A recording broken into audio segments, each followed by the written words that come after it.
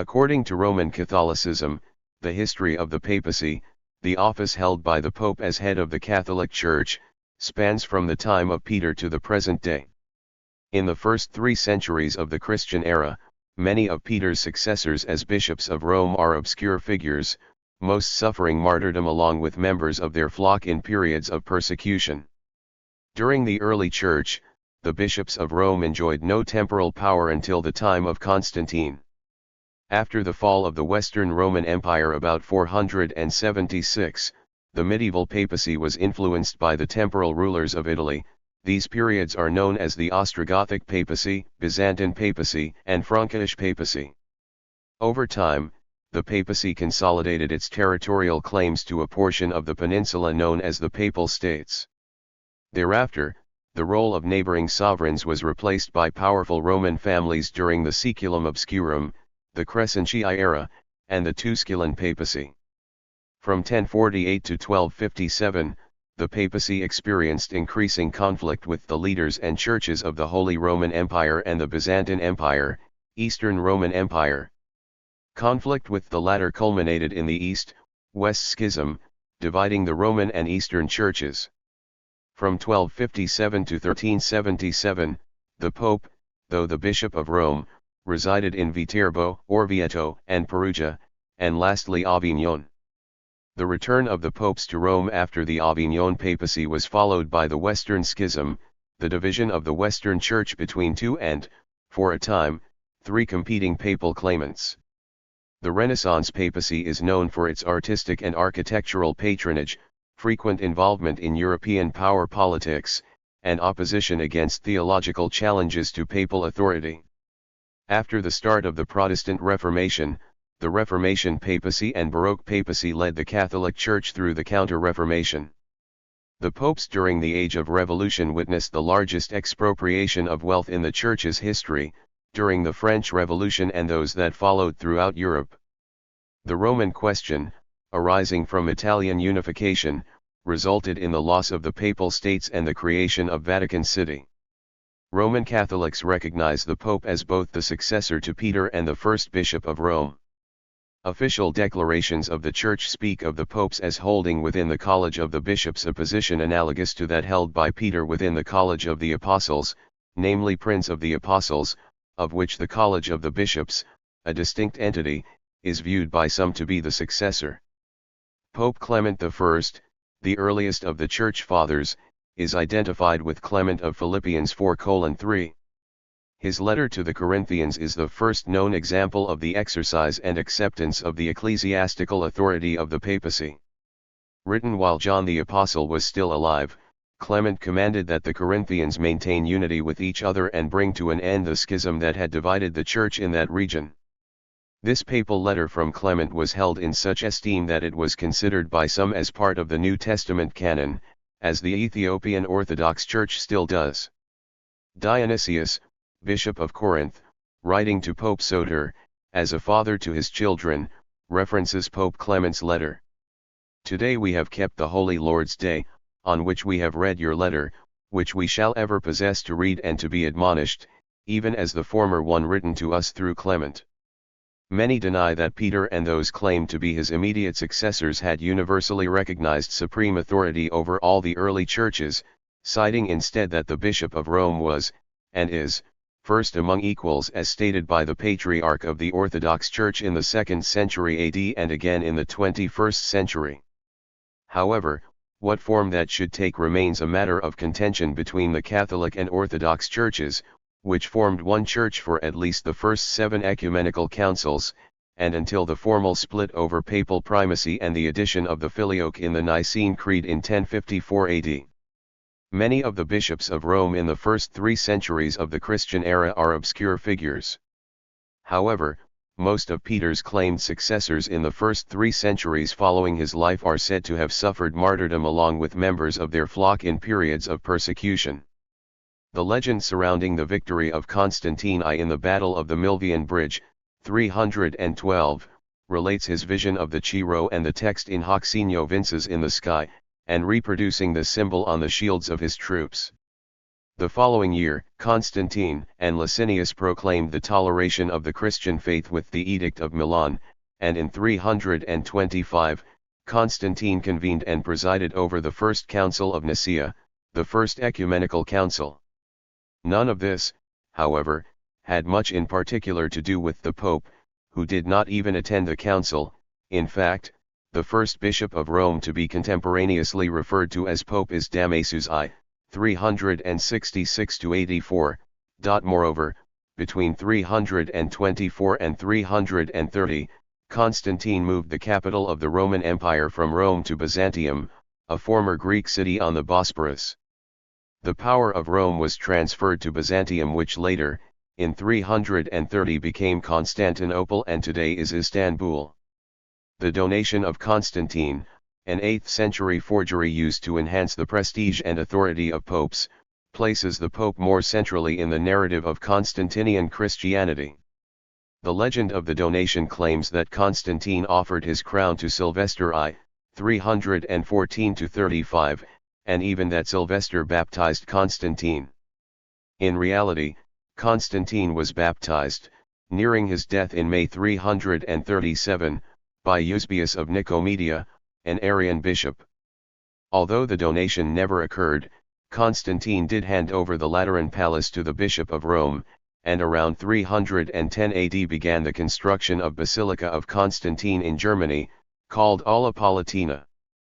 Emperor Constantine also erected the old St. Peter's Basilica, or Constantinian Basilica, the current location of the current, Renaissance-era, St. Peter's Basilica within the Vatican, on the place of St. Peter's burial, as held by the Catholic community of Rome, after his conversion to Catholicism.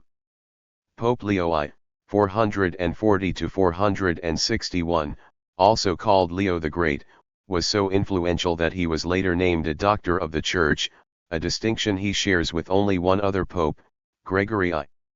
During his papacy, the term pope, which previously meant any bishop, came to exclusively mean the Bishop of Rome.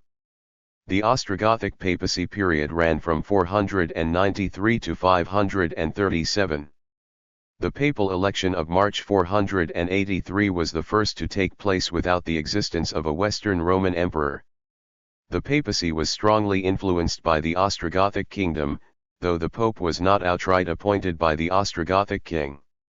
The selection and administration of popes during this period was strongly influenced by Theodoric the Great and his successors Athalaric and Theodahad.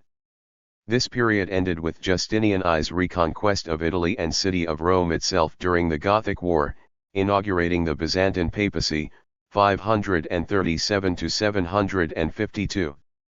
The role of the Ostrogoths became clear in the First Schism, when, on November 22, 498, 2 men were elected pope. The subsequent triumph of Pope Symmachus, 498-514, over anti-Pope Laurentius is the first recorded example of simony in papal history. Symmachus also instituted the practice of popes naming their own successors, which held until an unpopular choice was made in 530, and discord continued until the selection in 532 of John II, the first to rename himself upon succession. Theodoric was tolerant towards the Catholic Church and did not interfere in dogmatic matters. He remained as neutral as possible towards the Pope, though he exercised a preponderant influence in the affairs of the papacy. Ostrogothic influence ended with the reconquest of Rome by Justinian, who had had pro-Gothic Pope Silverius, 536-537, deposed and replaced with his own choice, Pope Vigilius, 537-555. The Byzantine papacy was a period of return to imperial domination of the papacy from 537 to 752, when popes required the approval of the Byzantine emperors for episcopal consecration, and many popes were chosen from the Apocrisiarii, liaisons from the pope to the emperor, or the inhabitants of Byzantine Greece, Syria, or Sicily. Justinian I restored the Roman imperial rule in the Italian peninsula after the Gothic War, 535-54, and appointed the next 3 popes, a practice that would be continued by his successors and later be delegated to the Exarchate of Ravenna. With the exception of Pope Martin I, no pope during this period questioned the authority of the Byzantine monarch to confirm the election of the Bishop of Rome before consecration could occur. However, theological conflicts were common between pope and emperor in the areas such as monothelitism and iconoclasm. Greek speakers from Greece, Syria, and Byzantine Sicily replaced members of the powerful Roman nobles from Italian descent in the papal chair during this period. Rome under the Greek popes constituted a melting pot of Western and Eastern Christian traditions, reflected in art as well as liturgy. Pope Gregory I, 590–604, was a major figure in asserting papal primacy within the papacy's local jurisdiction and gave the impetus to missionary activity in Northern Europe, including England.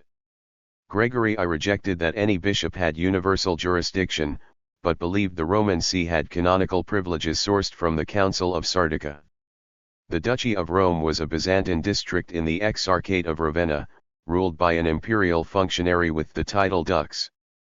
Within the Exarchate, the two chief districts were the country about Ravenna where the Exarch was the center of Byzantine opposition to the Lombards, and the Duchy of Rome, which embraced the lands of Latium north of the Tiber and of Campania to the south as far as the Garigliano. There the Pope himself was the soul of the opposition. The pains were taken, as long as possible, to retain control of the intervening districts and with them communication over the Apennine Mountains. In 728, the Lombard king Liutprand took the castle of Sutri, on the road to Perugia, but restored it to Pope Gregory II as a gift to the blessed apostles Peter and Paul. The popes continued to acknowledge the imperial government. In 738, the Lombard Duke Transamund of Spoleto captured the castle of Gallies, which protected the road to Perugia. By a large payment, Pope Gregory III induced the Duke to restore the castle to him. In 751, Aistulf took Ravenna and threatened Rome. In response to this threat, Pope Stephen II made an unusual journey north of the Alps to visit the Frankish king, Pepin III, to seek his help against the invading Lombards. The papal elections were marked by battles between various secular and ecclesiastical factions frequently entangled in the power politics of Italy. The Pope anointed Pepin at the Abbey of Saint Denis, near Paris, together with Pepin's two young sons Charles and Carloman. Pepin duly invaded northern Italy in 754, and again in 756. Pepin was able to drive the Lombards from the territory belonging to Ravenna, but he did not restore it to its rightful owner, the Byzantine emperor. Instead, he handed over large areas of central Italy to the Pope and his successors. The land given to Pope Stephen in 756, in the so-called donation of Pepin, made the papacy a temporal power and for the first time created an incentive for secular leaders to interfere with papal succession. This territory would become the basis for the Papal States, over which the popes ruled until the Papal States were incorporated into the new Kingdom of Italy in 1870. For the next 11 centuries, the story of Rome would be almost synonymous with the story of the papacy.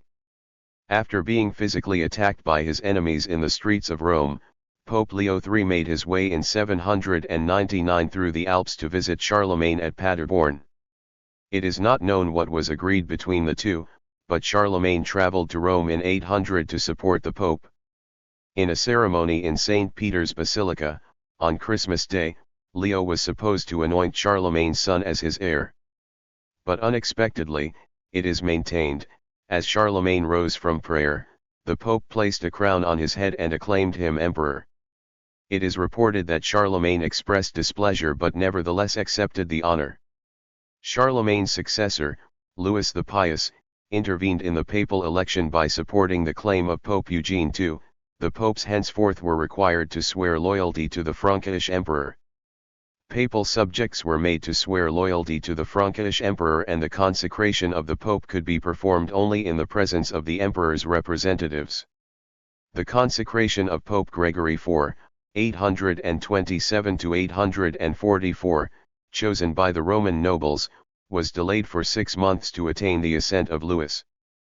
Pope Sergius II, 844 to 847, choice of the Roman nobility, was consecrated without reference to Emperor Lothair. The latter sent his son Louis with an army, and only when Sergius succeeded in pacifying Louis, whom he crowned king, did Lothair I side with Sergius II. The period beginning with the installation of Pope Sergius III in 904 and lasting for 60 years until the death of Pope John XII in 964 is sometimes referred to as Saeculum Obscurum or the Dark Age. Historian Will Durant refers to the period from 867 to 1049 as the nadir of the papacy. During this period, the popes were controlled by a powerful and corrupt aristocratic family, the Theophylacti, and their relatives. The imperial crown once held by the Carolingian emperors was disputed between their fractured heirs and local overlords. None emerged victorious until Otto I, Holy Roman Emperor, invaded Italy. Italy became a constituent kingdom of the Holy Roman Empire in 962, from which point the emperors were German. As emperors consolidated their position, northern Italian city-states would become divided by Guelphs and Ghibellines. Henry III, Holy Roman Emperor, found three rival popes when he visited Rome in 1048 because of the unprecedented actions of Pope Benedict IX. He deposed all three and installed his own preferred candidate, Pope Clement II. The history of the papacy from 1048 to 1257 would continue to be marked by conflict between popes and the Holy Roman Emperor, most prominently the investiture controversy, a dispute over who pope or emperor could appoint bishops within the empire. Henry IV's walk to Canossa in 1077 to meet Pope Gregory VII, 1073–85, although not dispositive within the context of the larger dispute, has become legendary. Although the emperor renounced any right to lay investiture in the Concordat of Worms, 1122, the issue would flare up again. Long-standing divisions between East and West also came to a head in the East, West Schism and the Crusades. The first 7 ecumenical councils had been attended by both Western and Eastern prelates, but growing doctrinal, theological, linguistic, political, and geographic differences finally resulted in mutual denunciations and excommunications. Pope Urban II, 1088–99, convened a council at Clermont in November 1095 with the hopes of reunion and lending support to the Byzantines who wanted to reclaim their lands lost to the Seljuk Turks. After the 10-day council, Pope Urban II gave a rousing speech to a massive crowd when he emphasized the duty of the Christian West to march to the rescue of the Christian East. This speech became the rallying cry of the First Crusade, which commenced 9 months later, in August 1096. Unlike the previous millennium, the process for papal selection became somewhat fixed during this period. Pope Nicholas II promulgated In Nomine Domini in 1059, which limited suffrage in papal elections to the College of Cardinals. The rules and procedures of papal elections evolved during this period, laying the groundwork for the modern papal conclave. The driving force behind these reforms was Cardinal Hildebrand, who later became Gregory VII. The Pope is the Bishop of Rome, but nowhere is it written that he has to stay there. In fact, only 200 years prior, cardinals would have been required to reside in Rome. Political instability in 13th century Italy forced the papal court to move to several different locations, including Viterbo, Orvieto, and Perugia. The popes brought the Roman Curia with them, and the College of Cardinals met in the city where the last pope had died to hold papal elections. Host cities enjoyed a boost to their prestige and certain economic advantages, but the municipal authorities risked being subsumed into the administration of the papal states if they allowed the pope to overstay his welcome. According to Eamon Duffy, aristocratic factions within the city of Rome once again made it an insecure base for a stable papal government. Innocent IV was exiled from Rome and even from Italy for 6 years, and all but 2 of the papal elections of the 13th century had to take place outside Rome. The skyline of Rome itself was now dominated by the fortified war towers of the aristocracy. 100 were built in Innocent IV's pontificate alone, and the popes increasingly spent their time in the papal palaces at Viterbo and Orvieto. During this period, 7 popes, all French, resided in Avignon starting in 1309, Pope Clement V, 1305-14, Pope John XXII, 1316-34, Pope Benedict XII, 1334-42, Pope Clement VI, 1342-52, Pope Innocent VI, 1352-62, Pope Urban V, 1362-70, Pope Gregory XI, 1370-78. The papacy was controlled by the French king in this time. In 1378, Gregory XI moved the papal residence back to Rome and died there. The French cardinals withdrew to a conclave of their own, where they elected one of their number, Robert of Geneva. He took the name Clement VII.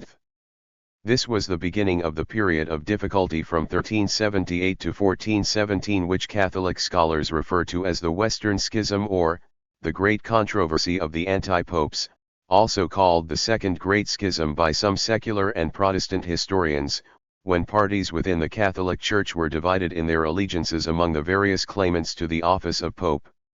The Council of Constance, in 1417, finally resolved the controversy.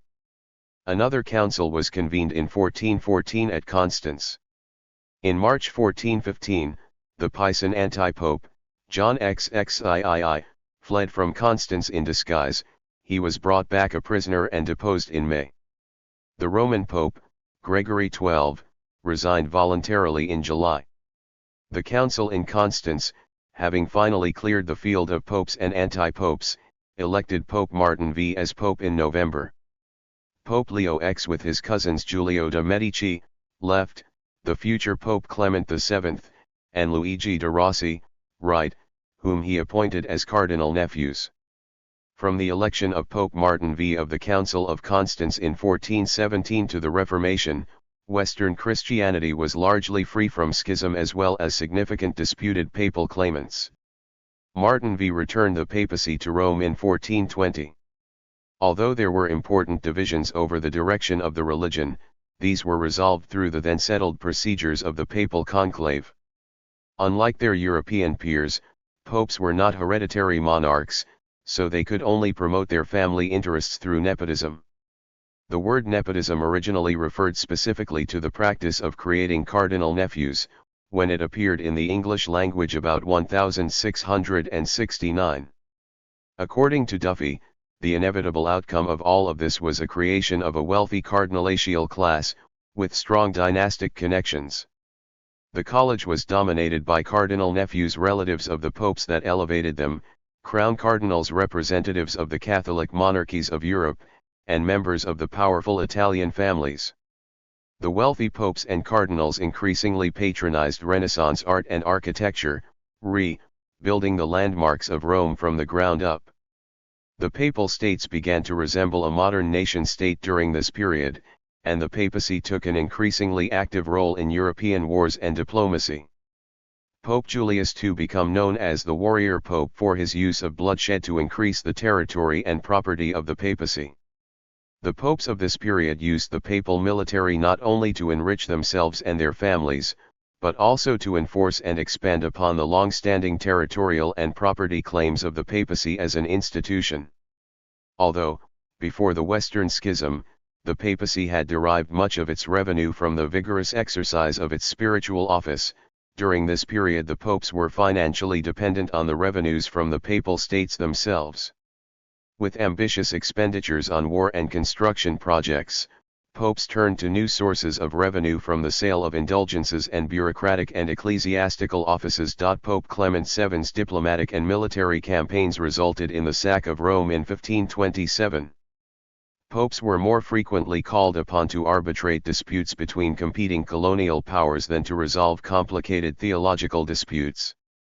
Columbus' discovery in 1492 upset the unstable relations between the kingdoms of Portugal and Castile, whose jockeying for possession of colonial territories along the African coast had for many years been regulated by the papal bulls of 1455, 1456, and 1479. Alexander VI responded with 3 bulls, dated May 3 and 4, which were highly favorable to Castile. The third Intercedera, 1493, awarded Spain the sole right to colonize most of the New World. According to Eamon Duffy, the Renaissance papacy invokes images of a Hollywood spectacular, all decadence and drag. Contemporaries viewed Renaissance Rome as we now view Nixon's Washington, a city of expense account whores and political graft, where everything and everyone had a price, where nothing and nobody could be trusted. The popes themselves seemed to set the tone. For example, Leo X was said to have remarked, "Let us enjoy the papacy, since God has given it to us." Several of these popes took mistresses and fathered children and engaged in intrigue or even murder. Alexander VI had 4 acknowledged children, Cesare Borgia, Lucrezia Borgia, Jaffer Borgia, and Giovanni Borgia before he became pope. The Reformation, 1517 to 1580, challenged the papacy, with figures like Martin Luther labeling it as the Antichrist and criticizing practices like indulgences. In response, the Catholic Church launched the Counter-Reformation, led by Pope Paul III and the Council of Trent, 1545 to 1563, which reaffirmed Catholic doctrines and initiated reforms to address corruption. Subsequent popes, including Paul IV, intensified efforts to combat heresy and promote Catholic renewal. The pontificate of Pope Sixtus V, 1585 to 1590, opened up the final stage of the Catholic Reformation, characteristic of the Baroque age of the early 17th century, shifting away from compelling to attracting. His reign focused on rebuilding Rome as a great European capital and Baroque city, a visual symbol for the Catholic Church. The last 8 years of his long pontificate, the longest in church history, Pope Pius IX spent as prisoner of the Vatican. Catholics were forbidden to vote or be voted for in national elections. However, they were permitted to participate in local elections, where they achieved successes. Himself was active during those years by creating new diocesan seats and appointing bishops to numerous dioceses, which had been unoccupied for years. Asked if he wanted his successor to follow his Italian policies, the old pontiff replied, "My successor may be inspired by my love to the Church and my wish to do the right thing. Everything changed around me. My system and my policies had their time, I am too old to change direction. This will be the task of my successor." Pope Leo XIII, considered a great diplomat, managed to improve relations with Russia, Prussia, German France, England, and other countries. However, in light of a hostile anti-Catholic climate in Italy, he continued the policies of Pius IX towards Italy, without major modification. He had to defend the freedom of the Church against Italian persecutions and attacks in the area of education, expropriation and violation of Catholic churches, legal measures against the Church and brutal attacks, culminating in anti-clerical groups attempting to throw the body of the deceased Pope Pius IX into the Tiber River on July 13, 1881.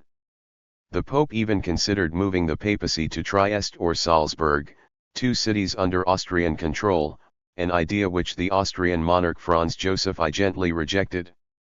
His encyclicals changed church positions on relations with temporal authorities, and, in the 1891 encyclical Rerum Novarum addressed for the first time social inequality and social justice issues with papal authority. He was greatly influenced by Wilhelm Emanuel von Ketteler, a German bishop who openly propagated siding with the suffering working classes. Since Leo XIII, papal teachings expand on the right and obligation of workers and the limitations of private property.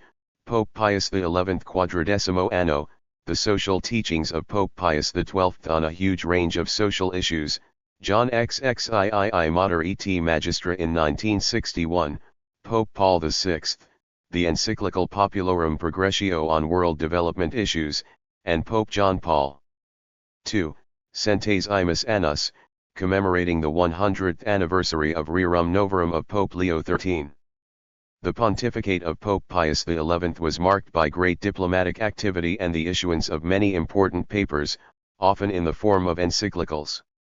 In diplomatic affairs, Pius was aided at first by Pietro Gasparri and after 1930 by Eugenio Pacelli, who succeeded him as Pope Pius XII.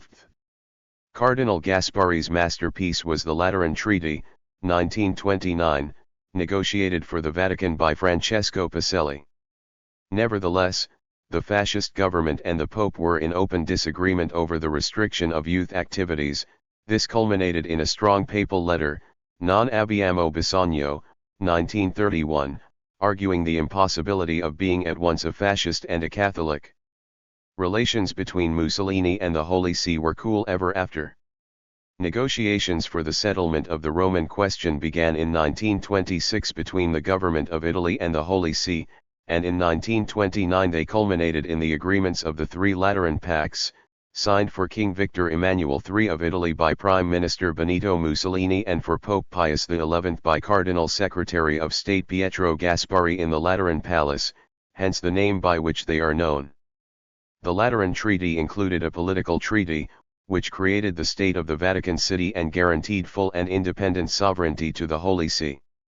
The Pope was pledged to perpetual neutrality in international relations and to abstention from mediation in a controversy unless specifically requested by all parties. The Concordat established Catholicism as the religion of Italy. And the financial agreement was accepted as settlement of all the claims of the Holy See against Italy arising from the loss of temporal power in 1870.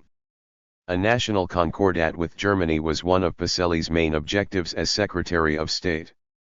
As nuncio during the 1920s, he had made unsuccessful attempts to obtain German agreement for such a treaty, and between 1930 and 1933 he attempted to initiate negotiations with representatives of successive German governments, but the opposition of Protestant and socialist parties, the instability of national governments and the care of the individual states to guard their autonomy thwarted this aim. In particular, the questions of denominational schools and pastoral work in the armed forces prevented any agreement on the national level, despite talks in the winter of 1932. Adolf Hitler was appointed Chancellor on January 30, 1933 and sought to gain international respectability and to remove internal opposition by representatives of the Church and the Catholic Center Party. He sent his Vice-Chancellor Franz von Papen, a Catholic nobleman and former member of the Center Party, to Rome to offer negotiations about a Reichskonkordat. On behalf of Cardinal Pacelli, his longtime associate prelate Ludwig Koss, the outgoing chairman of the Center Party, negotiated first drafts of the terms with Papen. The Concordat was finally signed, by Pacelli for the Vatican and von Papen for Germany, on July 20, and ratified on September 10, 1933. Between 1933 and 1939, Pacelli issued 55 protests of violations of the Reichskonkordat. Most notably, early in 1937, Pacelli asked several German cardinals, including Cardinal Michael von Faulhaber, to help him write a protest of Nazi violations of the Reichskonkordat. This was to become Pius XI's encyclical Mit brennender Sorge. The encyclical, condemning the view that exalts race, or the people, or the state, or a particular form of state, above their standard value and divinizes them to an idolatrous level, was written in German instead of Latin and read in German churches on Palm Sunday 1937. When Germany invaded Poland on September 1, 1939, the Vatican declared neutrality to avoid being drawn into the conflict and also to avoid occupation by the Italian military. The church policies after World War II of Pope Pius XII focused on material aid to war-torn Europe with its 15 million displaced persons and refugees, an internal internationalization of the Catholic Church, and the development of its worldwide diplomatic relations. His encyclical Evangelii Praecanis increased the local decision-making of Catholic missions, many of which became independent dioceses. Pius XII demanded recognition of local cultures as fully equal to European culture. He internationalized the College of Cardinals by eliminating the Italian majority and appointed cardinals from Asia, South America, and Australia. In Western Africa, Southern Africa, British Eastern Africa, Finland, Burma, and French Africa, Pope Pius established independent dioceses in 1955. While after years of rebuilding the Church thrived in the West and most of the developing world, it faced most serious persecutions in the East. 60 million Catholics came under Soviet-dominated regimes in 1945, with tens of thousands of priests and religious killed, and millions deported into Soviet and Chinese gulags. The communist regimes in Albania, Bulgaria, Romania, and China practically eradicated the Catholic Church in their countries. On October 11, 1962, Pope John XXIII opened the Second Ecumenical Vatican Council. The 21st Ecumenical Council of the Catholic Church emphasized the universal call to holiness and brought many changes in practices. On December 7, 1965, a joint Catholic-Orthodox declaration of Pope Paul VI and the Ecumenical Patriarch Athanagoras I lifted the mutual excommunication against Catholic and Orthodox which had been in force since the Great Schism of 1054. The bishops agreed that the Pope exercises supreme authority over the Church, but defined collegiality, meaning that all bishops share in this authority. Local bishops have equal authority as successors of the apostles and as members of a larger organization, the Church founded by Jesus Christ and entrusted to the apostles. The Pope serves as a symbol of unity and has additional authority to ensure the continuation of that unity. During the Second Vatican Council, Catholic bishops drew back a bit from statements which might anger Christians of other faiths. 54 Cardinal Augustin Bea, the president of the Christian Unity Secretariat, had always the full support of Pope Paul VI in his attempts to ensure that the council language is friendly and open to the sensitivities of Protestant and Orthodox churches, whom he had invited to all sessions at the request of Pope John XXIII.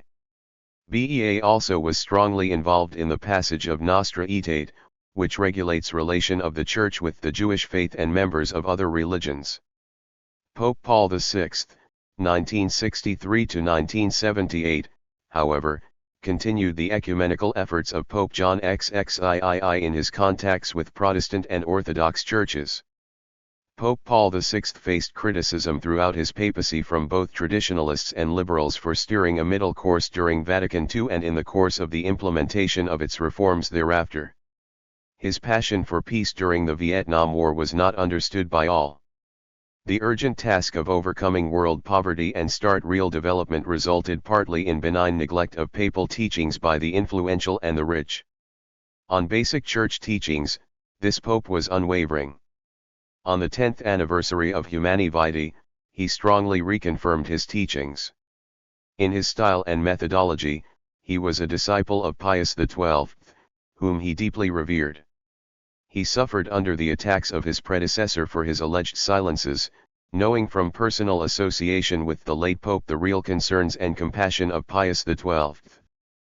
Pope Paul is not credited to have had the encyclopedic culture of Pius XII, nor his phenomenal memory, his amazing gift for languages, his brilliant style in writing, nor did he have the charisma and outpouring love, sense of humor and human warmth of John XXIII.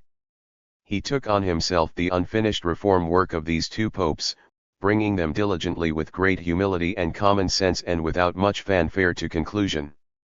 In doing so, Paul VI saw himself following in the footsteps of the Apostle Paul, torn to several directions as Saint Paul, who always said, "I am attracted to two sides at once, because the cross always divides." He became the first pope to visit all 5 continents. Paul VI systematically continued and completed the efforts of his predecessors, to turn the Eurocentric Church into a church for the whole world, by integrating the bishops from all continents in its government and in the synods which he convened. His August 6, 1967 motu proprio pro compertussane opened the Roman Curia to the bishops of the world. Until that time, only cardinals could be leading members of the Curia. An inner joy seems to have been a characteristic of Paul VI. His confessor, the Jesuit Paolo Dezza, arrived at the Vatican every Friday evening at 7 p.m. to hear confession of Paul VI. The only words he ever spoke about his long service to Paul VI during his pontificate were, that this pope is a man of great joy. After the death of Pope Paul VI, Dezza was more outspoken, saying that if Paul VI was not a saint, when he was elected pope, he became one during his pontificate. I was able to witness not only with what energy and dedication he toiled for Christ and the Church but also and above all, How much he suffered for Christ and the Church. I always admired not only his deep inner resignation but also his constant abandonment to divine providence. It is this character trait, which led to the opening of the process of beatification and canonization for Paul VI. With the accession of Pope John Paul II after the mysterious death of Pope John Paul I, who only survived as Pope for 33 days, the Church had, for the first time since Pope Adrian VI in the 16th century, a non-Italian Pope. John Paul II has been credited with helping to bring down communism in Eastern Europe by sparking what amounted to a peaceful revolution in his Polish homeland. Lech Walesa, one of the several founders of the Solidarity worker movement that ultimately toppled communism, credited John Paul with giving Poles the courage to rise up. The former Soviet General Secretary Mikhail Gorbachev acknowledged publicly the role of John Paul II in the fall of communism. The Pope himself stated after the fall of communism that the claim to build a world without God has been shown to be an illusion. Prague, April 21, 1990. But this world without God exists under capitalism too. Therefore, as did his predecessors, John Paul reiterated Christianity's defense of the human person, and warned against the dangers of capitalism, particularly in Centes Imus Annus. Unfortunately, not everything the West proposes as a theoretical vision or as a concrete lifestyle reflects gospel values. The long pontificate of John Paul is credited with recreating a sense of stability and even identity to the Catholic Church after years of questioning and searching. His teaching was firm and unwavering on issues which seemed to be in doubt under his predecessor, including the ordination of women, liberation theology, and priestly celibacy. He virtually stopped the liberal laicization of problem priests policy of Pope Paul VI, which inadvertently may have contributed to problems in the USA. His authoritative style was reminiscent of Pope Pius XII, whose teaching he repeated in his own words, such as the identity of the Catholic Church with the body of Christ and his condemnations of capitalism, viruses, secularism, indifferentism, hedonistic consumerism, practical materialism, and also formal atheism. As always after a long pontificate, a new page was opened in the history of the Church with the election of a new pope. Pope Benedict XVI was elected in 2005. In his inaugural homily, the new pontiff explained his view of a relation with Christ. Are we not perhaps all afraid in some way? If we let Christ enter fully into our lives, if we open ourselves totally to him, are we not afraid that he might take something away from us? No. If we let Christ into our lives, we lose nothing, absolutely nothing of what makes life free, beautiful, and great. No. Only in this friendship do we experience beauty and liberation. When we give ourselves to him, we receive 100-fold in return. Yes, open wide the doors to Christ, and you will find true life. On February 11, 2013, Pope Benedict XVI announced that he would tender his resignation on February 28, 2013, less than 3 weeks later. On March 13, 2013, Pope Francis, the first Jesuit pope and the first pope from the Americas, was elected to the papacy. After apparently recovering from a serious illness in 2025, he died following a stroke on April 21, 2025. Thank you for watching his video.